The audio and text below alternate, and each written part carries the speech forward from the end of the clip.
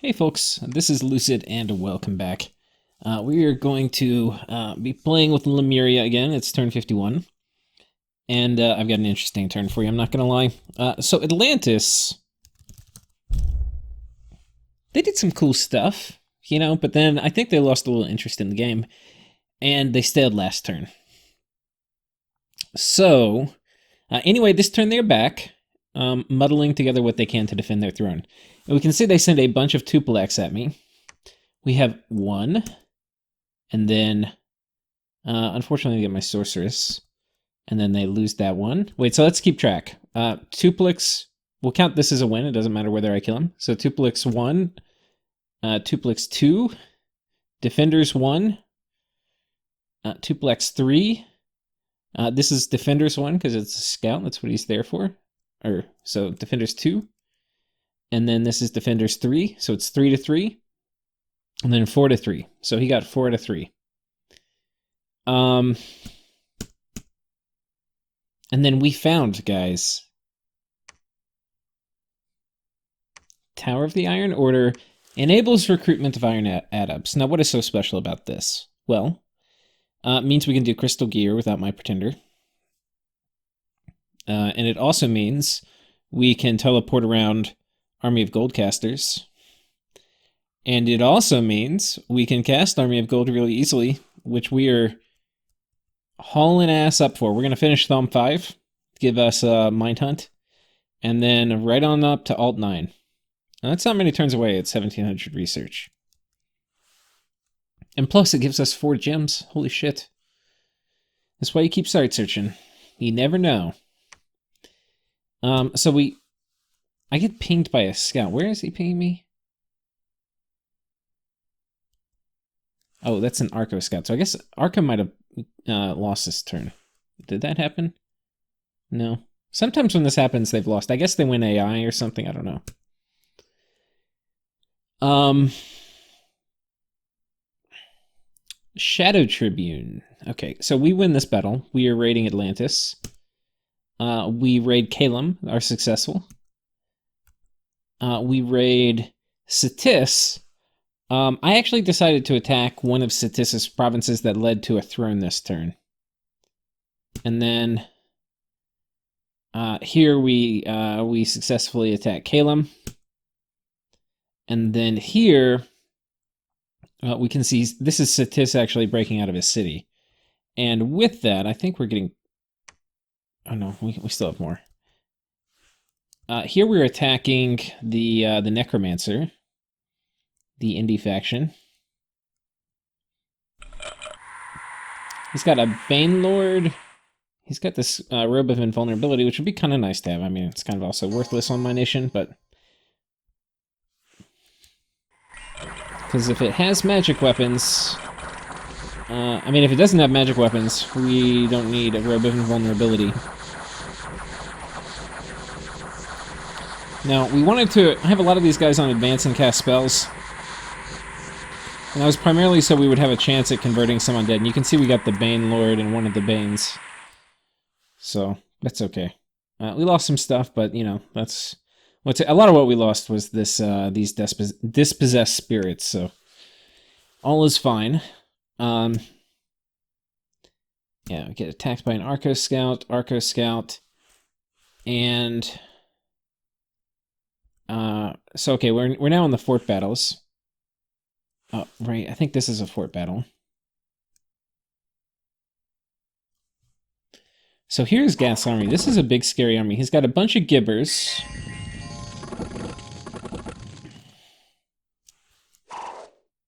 These wall... I didn't actually know this, but it appears they have a poison slinger on each wall. And they only have one, but it's going to slowly poison your dudes, which I think is kind of cool. I know, there's 2 up here, and then 2 here, okay. Pretty good missile infantry, if you ask me. Especially, you imagine you got some skelly spammers over here filling up the gate?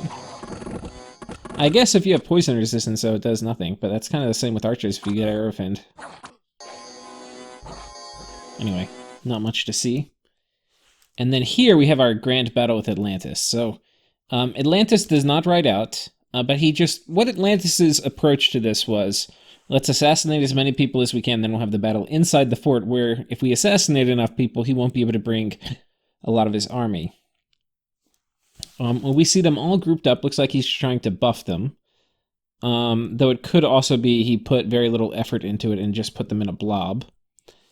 You never know once people start losing interest. We've got... I'm guessing these guys are going to... What's odd is he doesn't communion up. And I would really think he would want to. I was really, really thinking he was going to do Firestorm. Which I'm pretty sure he has researched. And he could do, because he has some fire dudes. We instantly tried to get rain up, though. And that was to reduce... or make it more difficult to cast Firestorm. Sometimes it will put it at a fatigue threshold where... the AI won't cast it. Got a lot of cleansing waters coming out. He's got a bunch of sea trolls in the gate, but I have sea trolls too. Foul Vapors is up. So far, nobody retreating. We also have Mass Protection up, which is,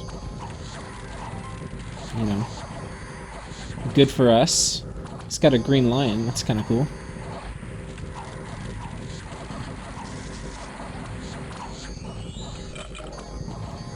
We have Rigor Mortis up too, and we also have Quagmire. So these guys on the front line, they've got 8 encumbrance. You see the swamp penalty here they're getting? Yeah, this guy's fatigued out.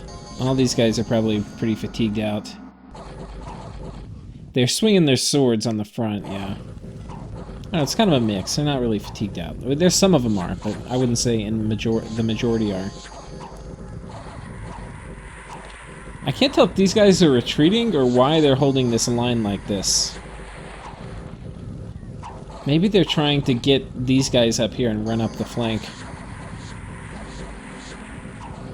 We can see some of the Atlanteans have broken. The Ice Elemental over here is kind of trampling my guys, but not causing a ton of damage. And of course we have Foul Vapors up. Because that was going to be our kind of FU if he put Firestorm up, is we'd probably still kill all his stuff. Now, this is not... In some ways, I feel sad showing this to you, because while Atlantis did, I think, you know, pretty decent play at the beginning. You know, he was attacking it, cleansing water all set up. He was doing things that were tech level appropriate. This is not, right? So this should be... Whoops. This should be Firestorm.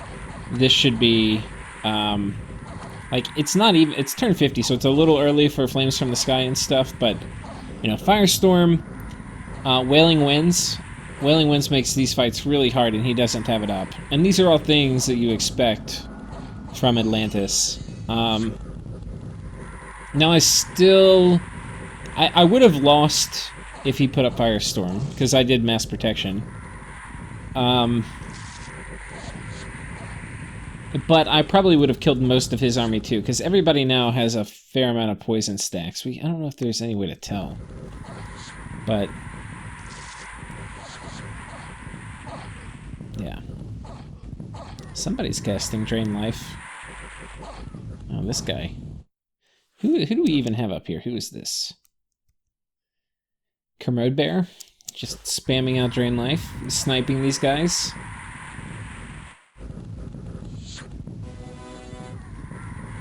Got some Apostasy coming out. Do we get any of them yet? I know we get one by the time the battle time's out. Oh yeah, these guys are all right here casting Apostasy.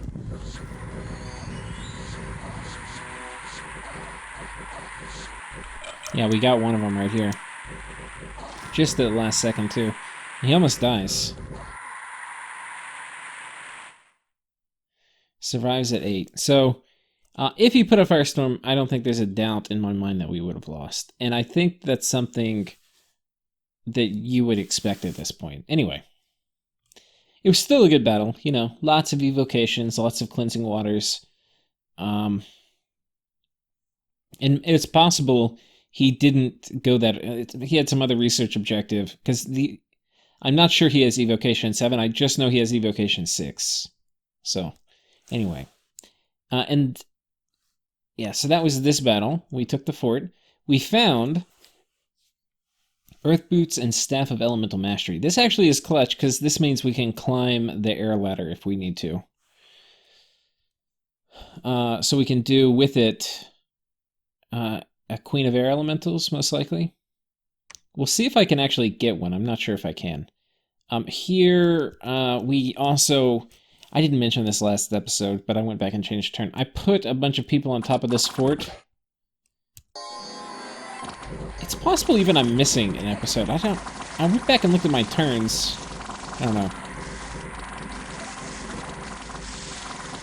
Anyway, there's not much in here, so we kill most of it. We take some damage from ban. In hindsight, there's enough banishment coming down. I should have...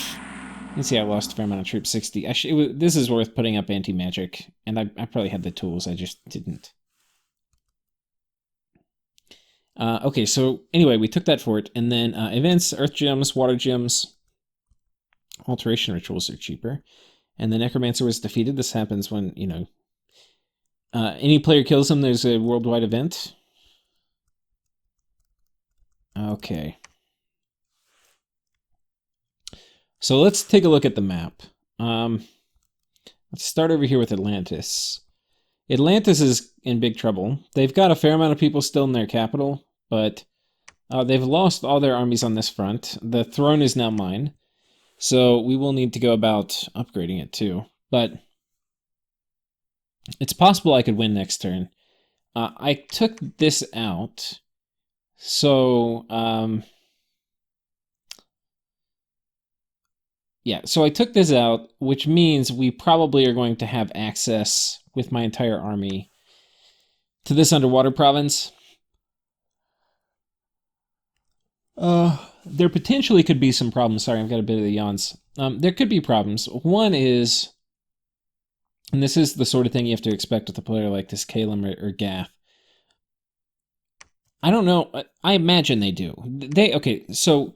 They can magic, if they magic phase attack World Pillar, 137, then they will block my army's movement in here, and worse, it will disjunct it, most likely, because this guy who's flying in will probably still fly in, and then he'll die. Which, it's kind of the cost of doing business, but... anyway, so these guys are all coming in. We're going to Cloud Trapeze Yana, and I believe she's Cloud Trapezing to World Pillar. And then I should have, I think, hopefully one more person Cloud Trapezing. I don't. Let's do it. So we're going to Cloud Trapeze also Denitha. And basically we're just going to make some air elementals. And this is so we don't get yoinked. And in theory, maybe I even do one more. I don't want to send in my Air 3 one, because I need her to climb air, but there's no reason not to really send you in. And 3 mages summoning 2 air elementals apiece should do it pretty good. Because this will kill most things that aren't size 6 and completely shock resistant. And that's basically all we have to worry about here is thugs. Because anything that normal phase movement's in, my army will have already skirted past. So, yeah. Now, fighting underwater, there's a white mage, which is going to be one of their Sauromancers. But death is kind of a weird thing underwater. It's okay for stuff like Drain Life and what have you. But, it's not great. It's not great. Oh, you know what we don't have? I don't have anybody here doing anti-magic, which is probably worth it. Nobody coming here is doing anti-magic, right? Yeah, so let's do it. Anti-magic. Soul Vortex. Okay. Let's give you a few more. Put you on conservative genius. Okay, perfect. So anyway, everybody's got a haul ass in. I had to do some weird things to get everybody to make it. Like basically my commanders who can't fly or float I had to give, like this guy, I had to give the boots. But we've got a pretty big army coming in. We're going to have at least as many troops. We're going to have, we've got higher quality troops, so we're going to have mass protection on them. There's a lot of the buffs like darkness and stuff don't work underwater, but even if they did, we're fighting skeletons, so they're not going to help. A lot of the buffs aren't really going to help that we can do, you know. But fortunately, we're fighting with the upper hand because we are just bringing way better troops. We are going to put Skeletal Legion down, and that is going to be important because it's going to... What's the casting time? 150? Shit. Maybe we... Wait one turn.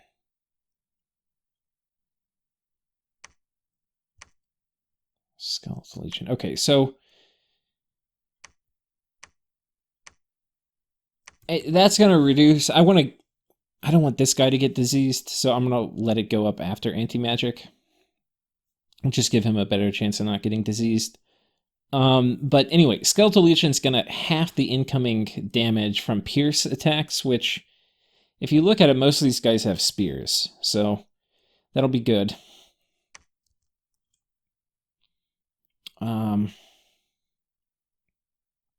And then mass protection's obviously going to be good. So, yeah. There's no real fire magic I have to worry about underwater. The only thing I have to be prepared, and why I loaded up a ton of pearls, I've got pearls on, like extra pearls on everybody. They're doing power spheres, advance, and cast spells. And then I'm bringing pearls on coalesced. And that is because I want to have enough to do power the spheres next turn when everybody's going to magic phase attack me as I try to claim the throne. Because if I claim the throne, then I win. So that's basically that. So yeah, we're going here, and that will probably be the last turn of the game. I kind of didn't... I mean, in some ways it feels weird because I've been fighting asymmetric, like 2v1s or whatever, or 3v1s, or even like 4v1s. So it feels weird saying.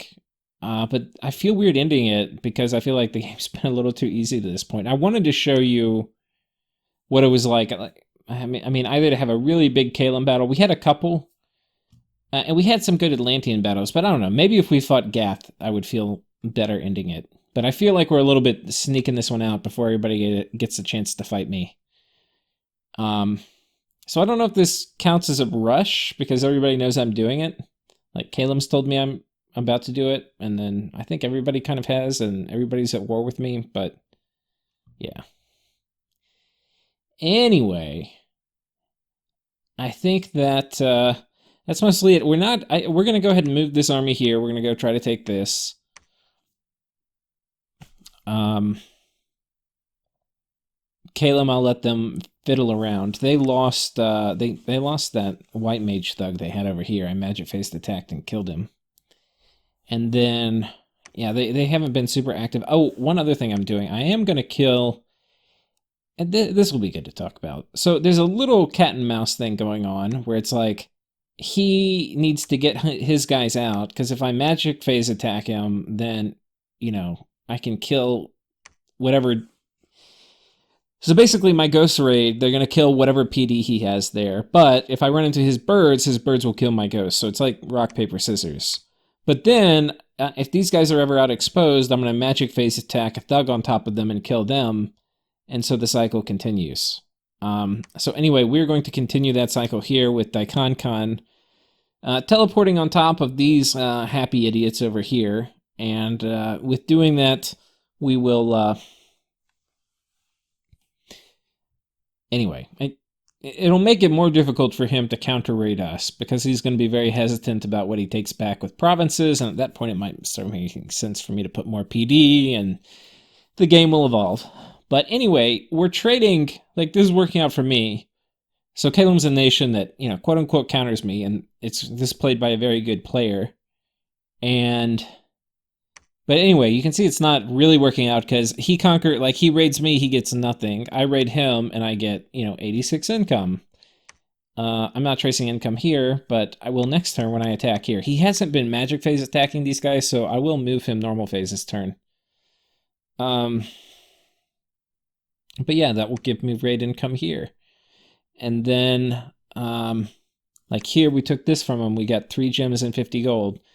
So he hasn't gotten 50 gold for me, maybe the entire amount of time he spent raiding me. He hasn't gotten a single gem out of it. Like 0 profit except the losses he's had in the wars. So anyway.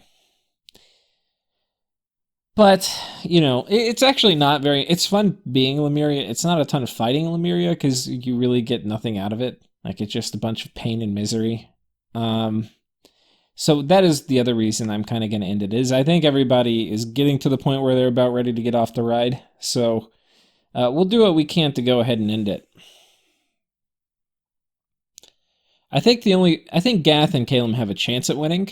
I think everybody else is just kind of here. Atlantis might have, if they were winning in the war with me, but I think because they're losing, that's basically it. But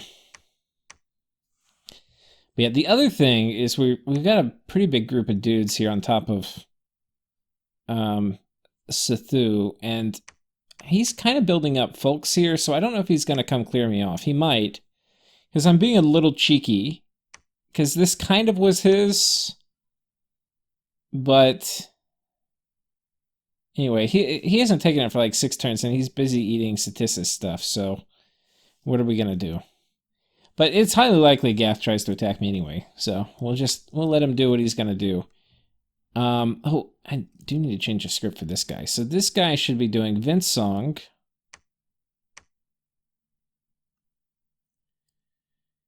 Okay, so we're mostly worried about Firestorm.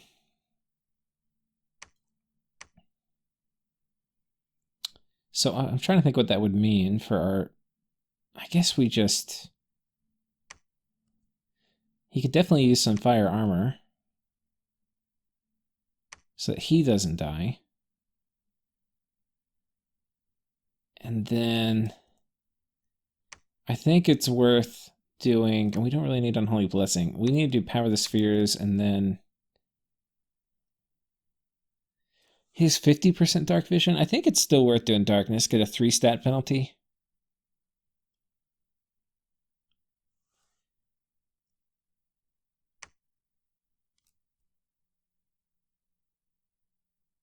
That's probably worth it. But the Power Spheres means I'll at least be able to drain life and stuff.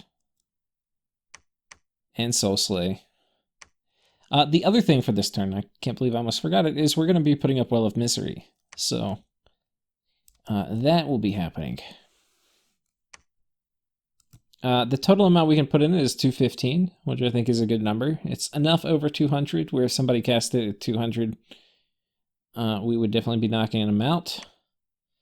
And we're going to be casting it as a Death 7, and I think you only have to be Death 6 to cast, so we will be overcasting by 1, which all of that I think is going to...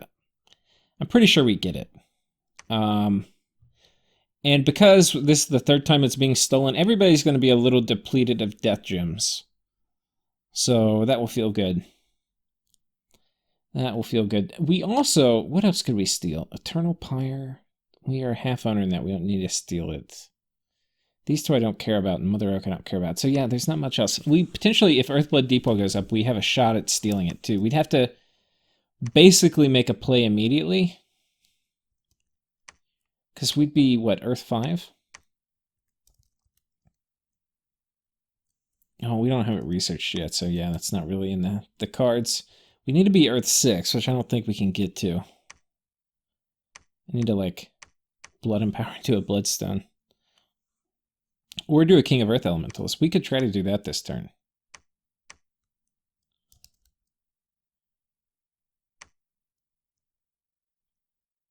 That would be cool. But right now we have 2 Trolls, and then if we get a King of Earth Elementals, we'll have 2 Trolls and a King of Earth Elementals. And all these guys are capable of super combating in a pinch. Especially if they're just thinking it's going to be like Lemur super combatants. And then also, some of the uniques you can do funny things with. If you empower them in death and twice born them and then they die, you can resummon them, and you get the Twiceborn form, which is kind of cool. It's kind of worth doing on the Elemental Royalty a little bit. Pretty sure that works. Somebody said it works. I haven't done it yet. So anyway, I think that's it. I think we're about to win, folks. Pythium likely will not attack me until it's basically for the whole game, which I think worked out pretty well for them. Except they may not. They may not win.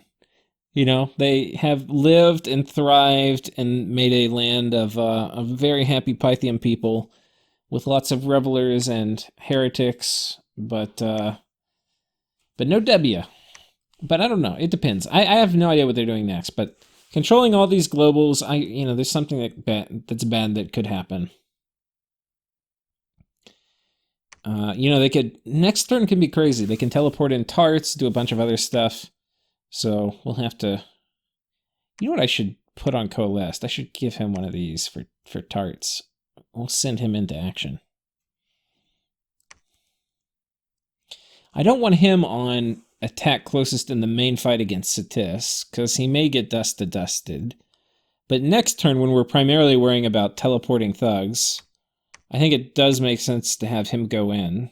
Do I have any other thing to put on him? Does he have one of these already? Oh, he does.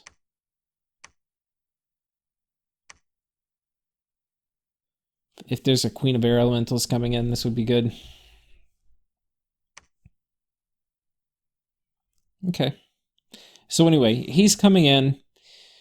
Yeah, I think that's it, guys. We will see you next episode. Wish me luck.